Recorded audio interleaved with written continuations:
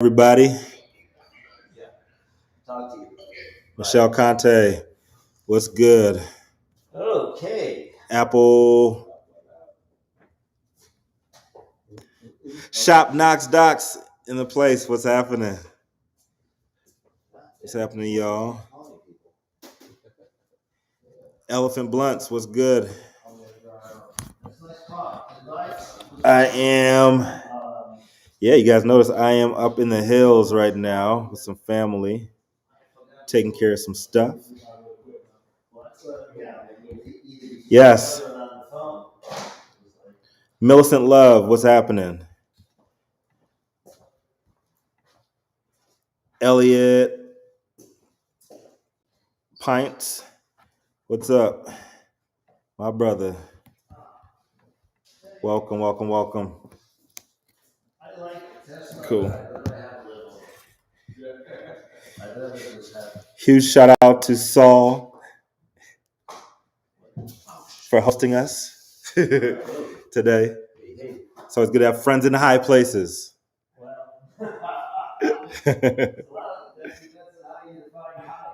All right. Yeah, today's story is going to be on tech firms pounding money into the cannabis industry. Lots of new data just came out, and the tech sector is winning. Much love.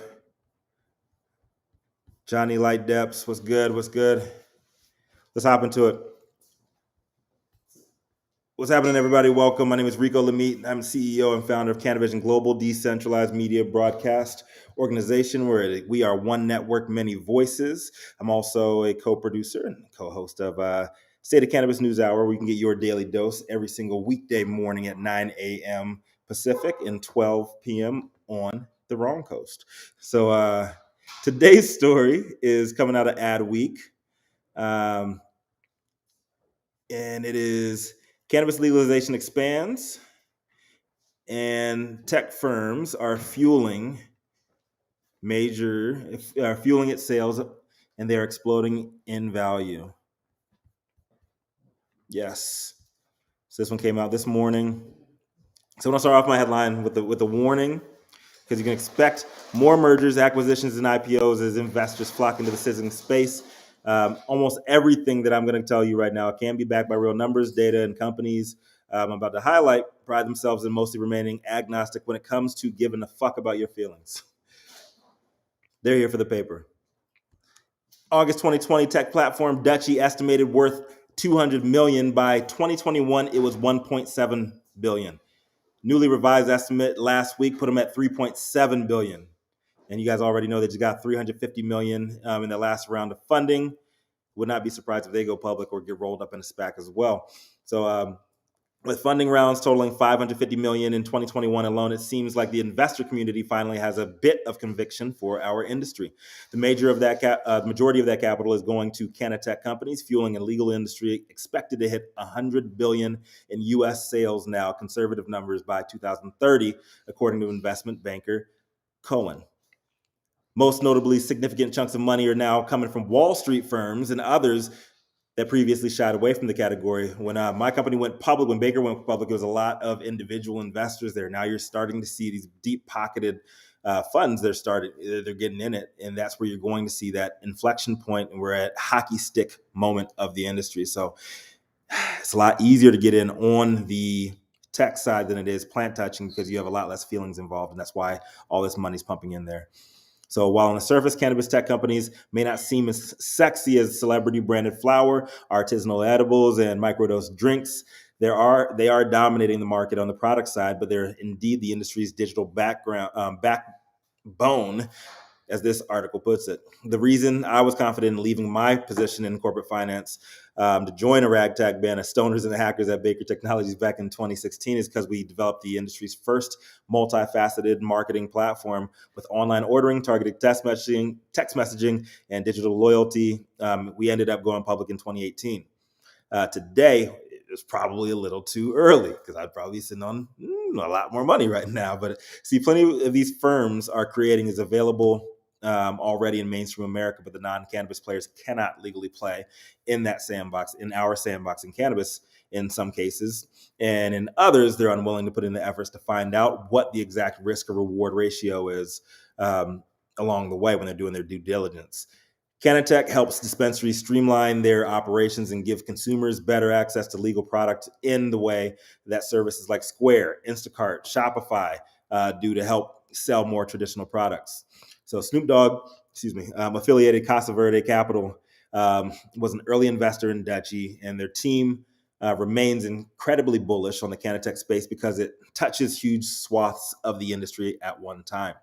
According to the article, Emily Corning, an investor executive from D1 Capital, had led the recent Dutchie round of 350 mil, said that they have an affinity for companies with big visions that create significant value for their stakeholders. The Dutchie fit that bill, and they're all in to advance the mission. It sounds a lot like Silicon Valley.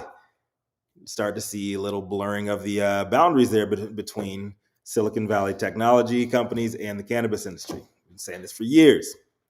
According to TechCrunch, cannabis investment has increased 82% in the second half of 2021, up 165% for the year. Crunchbase added that as of this spring, investors poured in $357 million into 27 companies. That total, and technology was responsible for the bulk of that total. IT services as well. It's not hard to find the examples, but $100 million sent to Jane Technologies this summer. Shout out to my man sorry, we just smoked. Sorry about Socrates over there at Jane Tech. 19 million went into Flow Hubs, now $50 million war chest. Weed Maps just went public with a Q1 with initial valuation of 1.4 billion.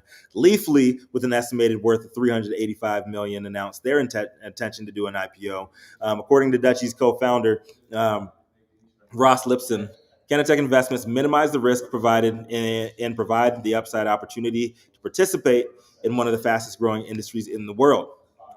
So people used to ask why the industry didn't just use off-the-shelf tech, because it's different everywhere and because it was the wrong time. About like 3-4 years ago, everything was still discombobulated, but now we have probably, shout out to Dormant Clause, probably going to have interstate commerce within the next year or two, and everybody has to be on systems that talk to each other. So you're going to see a lot of this. You're going to see a lot of consolidation in the tech space. So we might be approaching the bubble time. So it might be. I'm not licensed to give you guys any financial advice anymore, but I would say it is a very, very good time to start looking at cannabis technology companies, big data companies like Headset. Shout out to Sai out there; they're doing a lot of cool stuff on the East Coast. Shout out to calling Mary Jane on here too. Are you allowed to shout out your company too? Canatech all day long. All right, so let's hop into these questions real quick. Number one, are we seeing a bubble forming in the cannabis tech sector or more so on the plant touching side? It's really hard to tell on the plant touching side right now because we don't have interstate commerce when you're touching a plant legally. If you want to know some real numbers, man, there's probably some cartel runners that can give you better numbers than what the powers that be can. But it's really hard to tell if you're in a plant touching bubble or not right now. I say no. You're going to see a lot more of consolidation that makes sense. You can see more of the people who are going to last longer once you see federal legalization. We can't get on the same page going state to state, and everybody's different, so it's going to be tough. I think on the technology side, on cannabis tech, I think personally, this is my own personal feelings on it. Now is a very good time to look at cannabis technology companies, see what they're doing because the big dollars are here.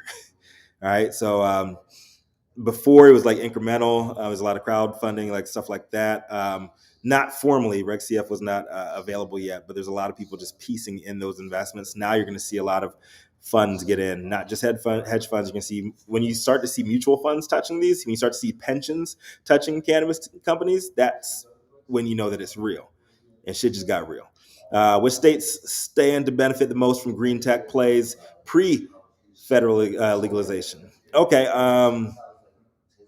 I think you're probably going to see a lot of stuff going on in the states that have lower tax burdens. We have a Democratic presidency right now, and Joe Biden's trying to raise taxes on folks that are making a lot of money. Who makes the most money in the global economy?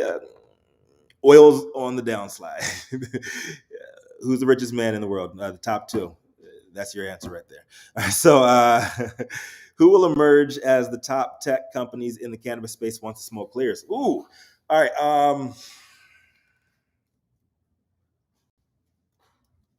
If I were a betting man, which I'm no longer, diapers are expensive. You can't take those losses anymore. But I'd put it in cannabis data. I really have some big companies that I like in the data side. Anybody who is collecting a lot of information, they have access to a lot of different purchase points, whether that is point of sale technology in the dispensary space, whether that is on the event space, which is huge, and it's going to be even bigger coming out of the pandemic. And my big long-term pick right there is bud and breakfasts. Those are going to be absolutely giant, in my opinion. So I would think anybody who's interacting on a massive scale, touching a lot of more data points than anybody else, and companies. I'm not going to give you one or the other because you guys are going to. Maybe I should sell my top picks, but I would say companies like an Ease, companies like a headset, companies like Dutchy. Dutchy was actually one of our competitors. They just got into the game when we were exiting.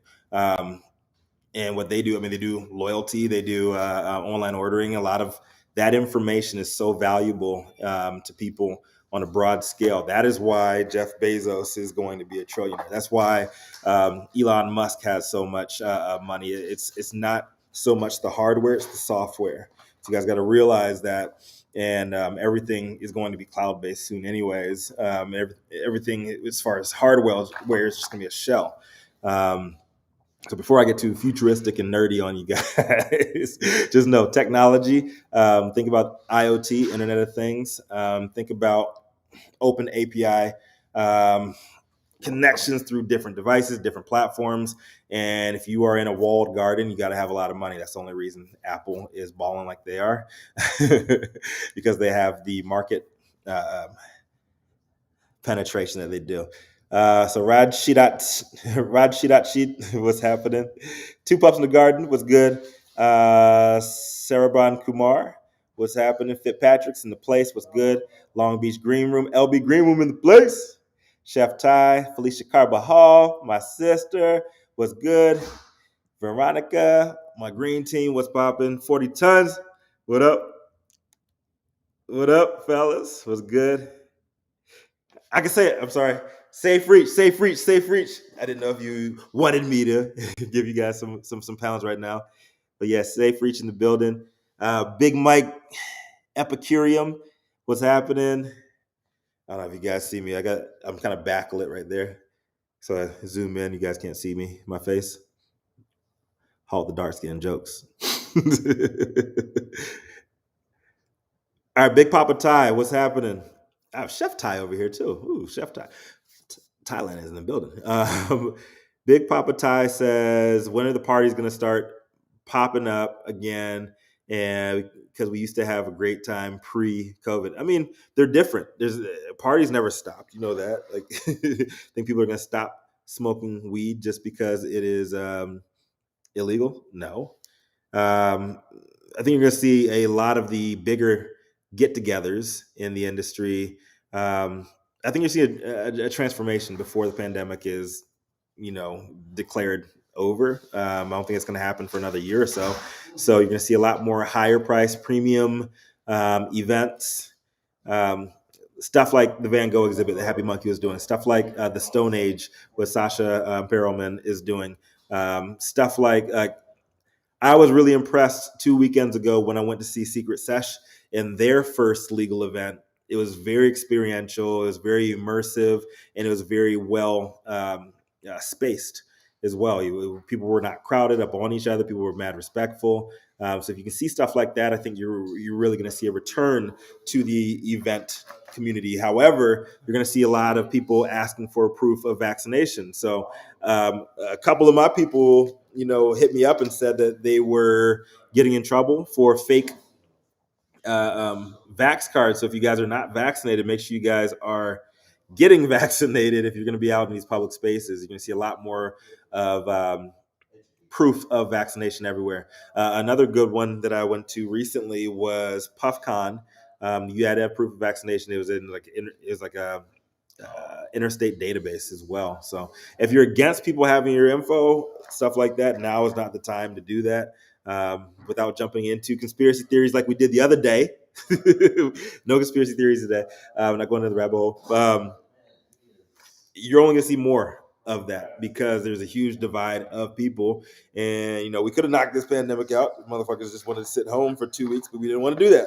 And there's a lot of misinformation, disinformation out there. And we are where we are now, and it is what it is. So expect to be watched like a hawk, and expect to see a separation of sorts. People are going to be going to nothing but underground parties, and people are going to be going doing nothing but going to the high-end proof of vaccination parties. Is it a good or bad thing? That is subjective. So trapper's going to trap. Just put it that way. Watch the interview on future events with Cannabis with Adelia. Oh, yes. Veronica. Appreciate that. Yeah, make sure you guys see with Adelia Carrillo. Sorry. She is the CMO. I'm losing you guys over there. She's the CMO over at Event High. Shout out to Event High. And she's also a co-founder of Blunt Brunch. And I've known her for a long time in this industry. She does a lot of great stuff, a lot of great events. So make sure you guys check her out. The Blunt Brunch is turning a lot of heads, and they're getting paid. So I love to see that. And I love to see people of color getting there doing this industry too. So I gotta hop for now. And please, thank you guys for tuning in. Make sure you guys are following us. Subscribe to our YouTube. But also hop on our email list, www.canavision.com, CANIVISION. And shout out to Maison Tight. We have some new gear coming out. You guys see my hoodie. These are still available on our website. However, the new ones are popping. We're going to have a pop-up in a couple weeks in New York City. So see you guys soon. I love you all. Remember, you guys got to kiss your babies, hug your mamas, love on your daddies. And remember, when life gives you no place else to turn, you can always turn the fuck up. I'm about to do the same. See y'all tomorrow morning. Peace.